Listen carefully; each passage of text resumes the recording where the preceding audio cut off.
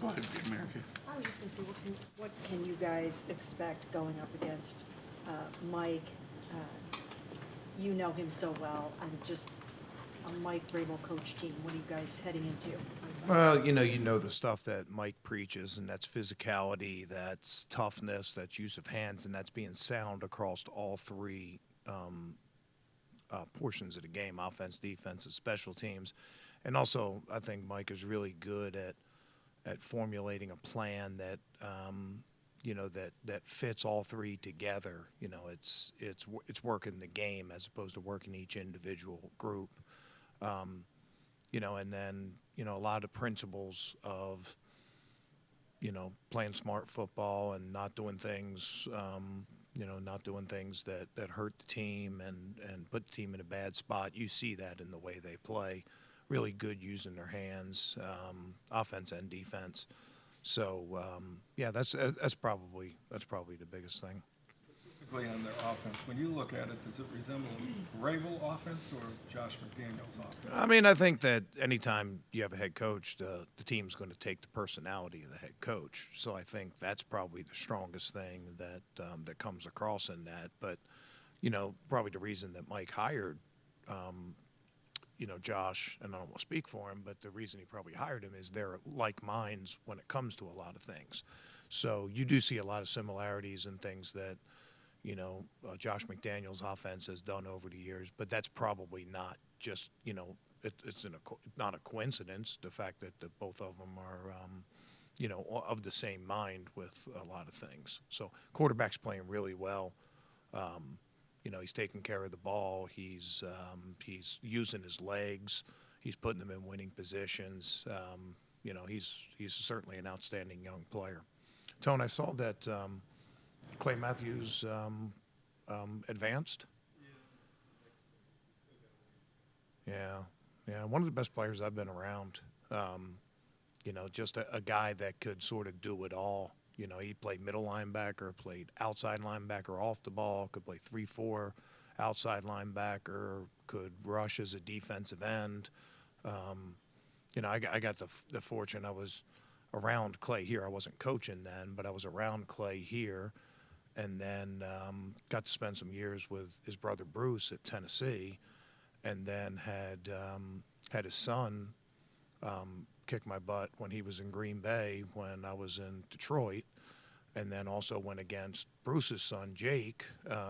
So I think Clay Senior is probably the only one that I didn't get a go around in the NFL, but he probably would have been Is eligible. Oh, is he? Yeah, he was just one of those guys. I don't know if it hurt him, but the fact that he was jack of all trades, he could do so many things on the field. He didn't really settle in and pump one thing over the other, a lot of sacks or a lot of interceptions. He had a lot of both, but one didn't skew more that might have got him a little bit more attention. But I think he led the NFL in tackles a few years, and that just shows you what a good all around player he was. So I'm rooting for him. You say Josh McDaniels' offense. What kind of, when you think of that, what kind of comes to mind? What is sort of the principles that you have to face? Yeah, I think probably the biggest thing is utilization of the tight ends. That's been a New England / Josh McDaniels thing for a long time. Both Hoop and Hunter Henry are playing really well for them, both in the run game and in the passing game. So that's probably a big thing. And just scheme specific or opponent specific game plans. Do a good job of scheming up things that maybe are, not advantageous to you. They do a good job putting their guys in position, and then just quality quarterback play. Obviously I don't say it's easy, but it goes when Tom Brady's playing well, maybe you don't get as much credit as when a second year, player like May is doing a good job, and you're seeing some similar things in the way that they ran things. So a lot of checks, a lot of ways to keep them out of bad plays. They're big into trying to stay out of bad plays. a lot of complementary things that look like one thing that they give you something else. So good counterpunch offense, and we'll have our work cut out for us. As you've seen Grant play since you've been there with him? I don't know. I thought he was playing really at a high level before he got to his injury in 2023. He's doing a lot of things for us, and he's doing them all well. He's playing with great effort. He's playing with physicality. He can play in the box. He's been blitzing well. Man-to-man coverage and zone coverage. And I think, a little bit early in the season he was pressing to try to make plays, and ended up getting out of position a little bit, and he's been dynamite in that area the last couple games, and ball's sort of finding him. And we ask a lot from him, from all our different personnel groups. We have an extra backer, sort of short yardage package. He plays like a corner position. Base will play a safety position. We have a big nickel that he plays the big nickel. We have nickel where he's playing a safety, dime where he's playing like a dime linebacker. That's not easy to do. That's very difficult to do. But he has the skill set to do it, and the intelligence and the work ethic to do it. He's making a lot of plays for us. I don't know the numbers, but I always assumed that you preferred not to blitz, and yet you pumped it up against Miami. Is that just a game plan thing, or did you? Yeah, I mean, not all of those were really blitzes. Some of it simulated pressure stuff, and there were a lot more pass situations in that game that just different things we were trying to take advantage of. Every week it's a little bit different. I don't go into a game with a set with a set number. I think the lifeblood of what you do defensively is your ability to rush with 4.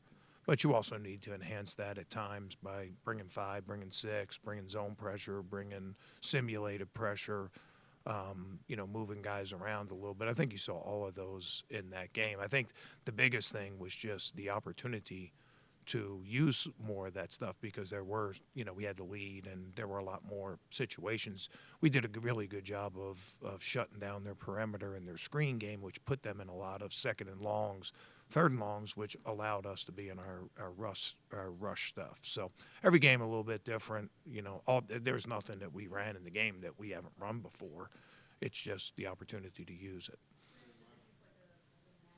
In terms of wanting to be better and get better, do you feel that intensity in practice leading into a week, and do you see that kind of maybe going to other teammates too? Yeah, he's a very driven guy. He's a very motivated guy. He is a guy that gives us energy, not just on Sunday, but during the week. And I think that's probably, mentioned him playing his best. I think that's probably the biggest thing I've seen with Grant. Grant has every year taken a little more increased in the leadership role, and it's time. You want the team. I think I said this. You have to go back and check my stats, but I think I said this when we signed him to the extension a few years ago, and I told him, I'm like, I want our defense to play with your personality, and I think that's a great compliment to a player, and that's a great compliment to him, that he has a personality that you would like to be contagious.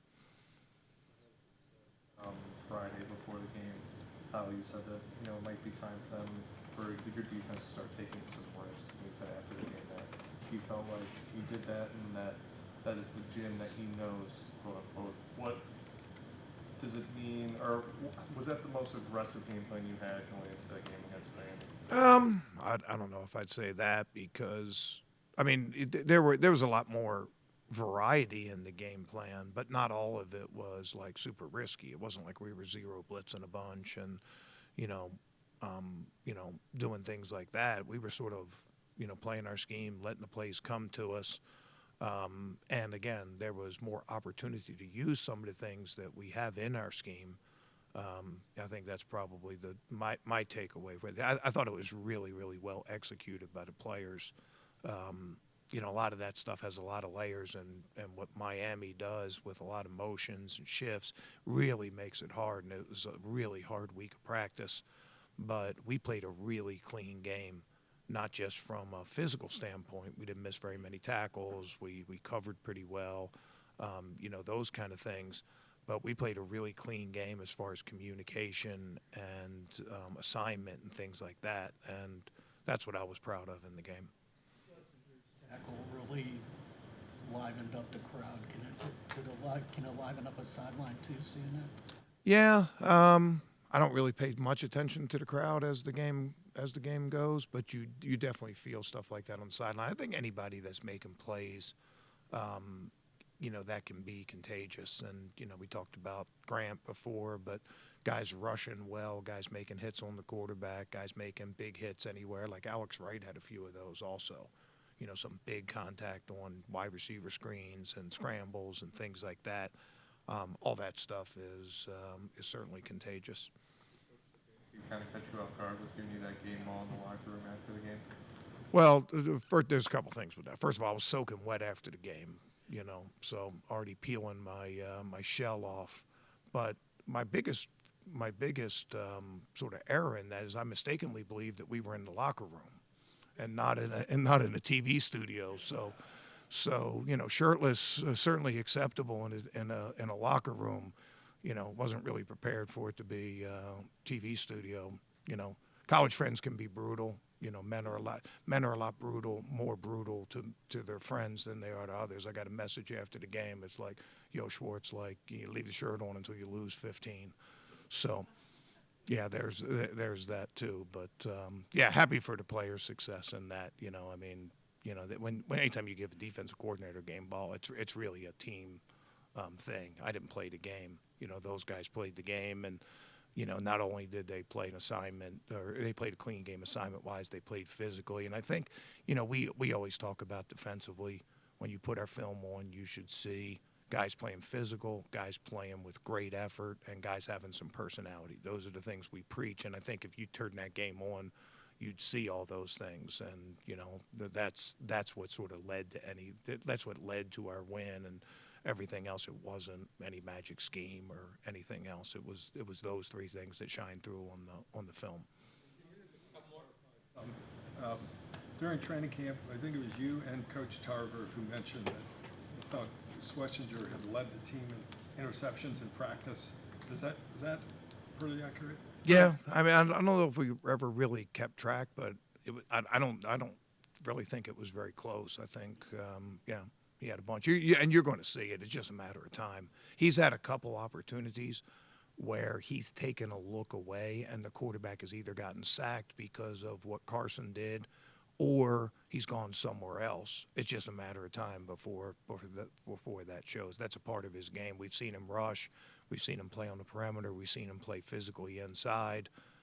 We've seen him be productive on the stat sheet. We've seen him lead the group as far as play call and communication and those things. The next thing you're going to see is some of those plays come up.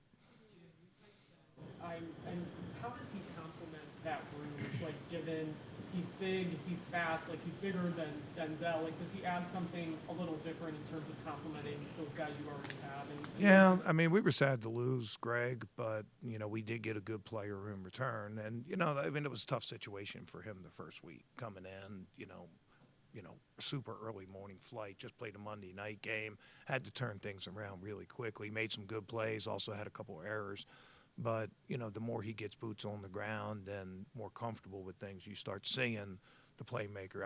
I thought one of the big things is he did a really good job on that ball in the end zone of getting some vision there. And that was one of the things that we talked about. And he tries to play physically, which is important for a corner. He's got rare speed.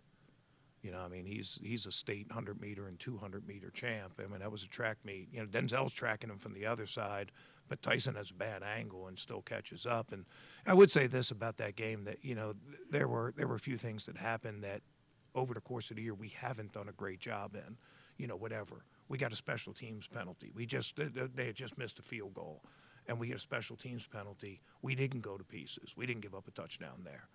We stopped them, held them to a field goal attempt. They made a long run early in that game, and a guy like Achan is going to make some plays like that. We didn't fit that great, but, Tyson tracked them down. We got to stop, held them to a field goal. And I think, that's probably the biggest thing. There were some times in that game we had some bad field position. We had to punt backed up, got the ball midfield. I was really pleased with our ability to respond to those things because that's something that we haven't always been at our best at over the course of the year, and hopefully that'll move. And, Tyson's a big part of that. And you mentioned Alex Wright making a couple big plays, obviously, on Sunday.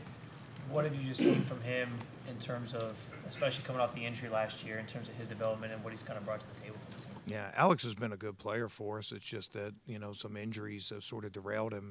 My first year here, he had an injury at the end of training camp. I think it was a knee injury, and that sort of derailed him a little bit, then started playing good football for us. And last year had the tricep thing or whatever that was, shoulder, tricep. But now he's healthy and he's playing with great effort. He's a factor in pass rush. He's such a big guy, long. He can affect the passer in a lot of different ways. He's playing really physical run defense. There's a lot to like there. We're getting a lot of production out of all of our defensive line. You guys know we play a lot of different guys, but Alex has certainly made a lot of plays. Some of those pursuit plays he was making in this game that's what you have to do against a team that's throwing the ball quick and getting the ball out on the perimeter. If you don't have your D-line turning and running and making plays, you're in for a long day. And Miami's offense is good. We played pretty good in that game, but we had a lot of respect for their ability to put points on the board. They had filled up the scoreboard in a lot of their games. But guys like Alex, all our guys, but Alex, Mason made some really good effort plays in there. And, our defensive line, as they go, they're the engine that drives us. And when that engine is humming with guys like Alex and Mason and Miles and Malik and all those other guys, when they're making plays, that really helps spur the rest of our defense.